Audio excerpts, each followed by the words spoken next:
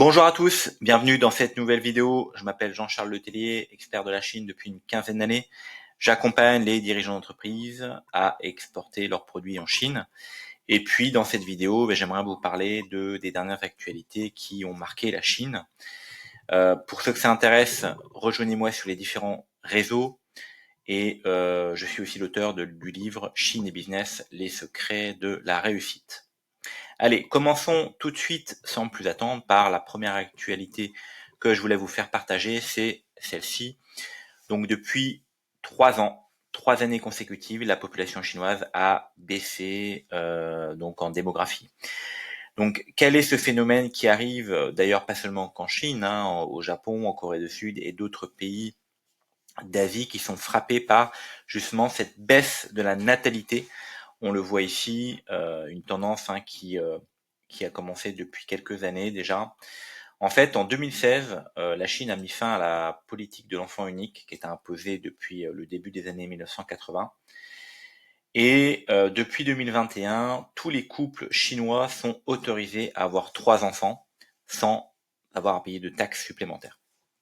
Donc ça, c'est une vraie révolution. Mais on voit bien que depuis 2021, les couples ne font toujours pas plus d'enfants, ils en font qu'un seul pour la plupart, et certaines générations, les nouvelles, n'en font quasiment plus. Donc ce qui va se passer, c'est que dans les prochaines années, en fait, on va avoir un vieillissement de la population qui va être de plus en plus accentué. Donc on pense que les personnes âgées de plus de 60 ans devraient représenter plus du tiers de la population chinoise en 2035. Donc, et si on extrapole vers 2050-2070, aujourd'hui on est à 1,4 milliard d'habitants à la fin de l'année 2024, eh bien on peut imaginer que dans 30 ans, 40 ans, 50 ans, on passe sous la barre des 1 milliard d'habitants en Chine, ce qui est assez historique. Alors pourquoi cette baisse de la natalité? Je pense qu'il y a plusieurs facteurs, plusieurs raisons. Je pense que le coût de la vie fait qu'aujourd'hui, les parents, les coûts de la vie et les frais de scolarité pour les enfants chinois sont de plus en plus élevés. Je vais vous donner quelques exemples. Dans les grandes agglomérations comme Pékin et Shanghai, même à l'école primaire, eh bien, une année scolaire peut aller de 10 000 à 15 000 dollars dans les très bons établissements par enfant par an. Donc vous multipliez ça par le nombre d'années jusqu'au lycée et après. Donc ça fait beaucoup de frais effectivement, et donc ça ne donne pas envie en tout cas de faire trop d'enfants. Voici pour la première actualité. On enchaîne tout de suite sur forcément l'actualité qui va arriver bientôt, dans une dizaine de jours. C'est le Nouvel An chinois qui sera cette année le 29 janvier 2025. Donc le Nouvel An chinois, c'est la plus grande fête en Chine tous les ans.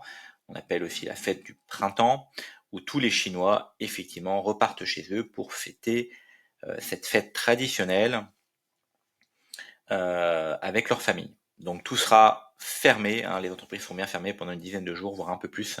Et puis il va y avoir effectivement un mouvement de population, le plus grand mouvement de population au monde, c'est en Chine pendant le Nouvel An chinois, puisque tout le monde va reprendre le train, l'avion, les bus, va prendre la voiture pour retourner chez lui. Donc la période va s'étendre effectivement du 28 janvier au 4 février 2025, bien sûr. Donc ça, c'est un événement à suivre aussi pour les entreprises, puisque c'est un baromètre, un indicateur pour savoir si le marché va repartir ou pas, puisque pendant cette période, la consommation de produits, que ce soit d'alcool, les produits agroalimentaires, est bien assez importante, et donc ça va nous donner un indicateur suite à bonne reprise de la Chine. On continue sur le troisième point que je voulais effectivement vous partager aujourd'hui, c'est le PIB de la Chine. Il augmente de 5% en 2024. C'était les prévisions qu'avait fait l'État chinois sur son économie. Et donc 2024 a été une année assez perturbée, je dirais, dans l'économie globale. La Chine a beaucoup souffert depuis le Covid, c'est une réalité. J'ai pu le constater moi-même lors de mes derniers déplacements. Et malgré tout, on a une croissance qui arrive à tenir à 5%, qui est bien au-delà de la croissance qu'on peut connaître nous en Europe, et je ne parle pas de la France. Donc ça reste assez correct, même si effectivement ça fait plus de 3 décennies où la Chine avait connu des croissances à plus de 10% depuis les années 90, si je ne me trompe pas. Alors, un autre point important sur l'actualité chinoise, vous les avez entendus parler, les véhicules chinois en circulation en Chine donc ont déjà dépassé les 30 millions. Donc là, ça date du 17 janvier, hein, c'est tout récent. Ce qu'on peut aussi attendre, c'est que les constructeurs automobiles chinois vont continuer à intensifier leurs ventes de véhicules chinois en Europe et puis dans d'autres pays du monde, parce que d'une part, en fait, l'Union européenne a précisé qu'en 2035, eh bien, les ventes de voitures thermiques seraient, je dirais, terminées, et donc on est obligé de passer sur des véhicules entre guillemets électriques ou hybrides. Et donc sur ce plan-là, la Chine a forcément un atout et un pion d'avance, puisqu'elle maîtrise complètement sa supply chain au niveau des batteries électriques et des semi-conducteurs. Donc ces éléments-là, forcément, ça sera un gros avantage pour la Chine de développer ses exportations de voitures électriques en Europe et même aux États-Unis. Bon, même s'il y a des taxes qui vont arriver dans les prochains mois, je pense. Mais il y a des tensions géopolitiques entre les différents continents liés au fait que, eh bien, la Chine veut exporter davantage. L'Europe a décidé de mettre des taxes passant à 35% pour l'import des véhicules électriques en Europe. La Chine a riposté en disant, écoutez, si c'est comme ça, on va lancer aussi des enquêtes anti-dumping sur certains produits en Europe, que ça soit les cognacs, que ça soit les autres produits agroalimentaires. Ça peut faire mal aussi à l'industrie française et européenne. Donc à suivre de près, effectivement, et de toute manière, vous n'avez qu'à regarder autour de vous, vous verrez de plus en plus de véhicules chinois qui sont plutôt de très bonne qualité avec des grandes finitions, et surtout le coût est vraiment bien moindre qu'un véhicule soi-disant made in France. Une autre actualité, et ça sera la dernière pour aujourd'hui, c'est effectivement, on voit que il y a eu une perte de vitesse de la Chine en 2024, donc elle intensifie ses exportations, notamment vers les États-Unis, puisque ça reste son pays de prédilection en termes d'exportation. Et donc, effectivement, pour la Chine, l'export, c'est devenu plus jamais que la planche de salut d'une économie en difficulté.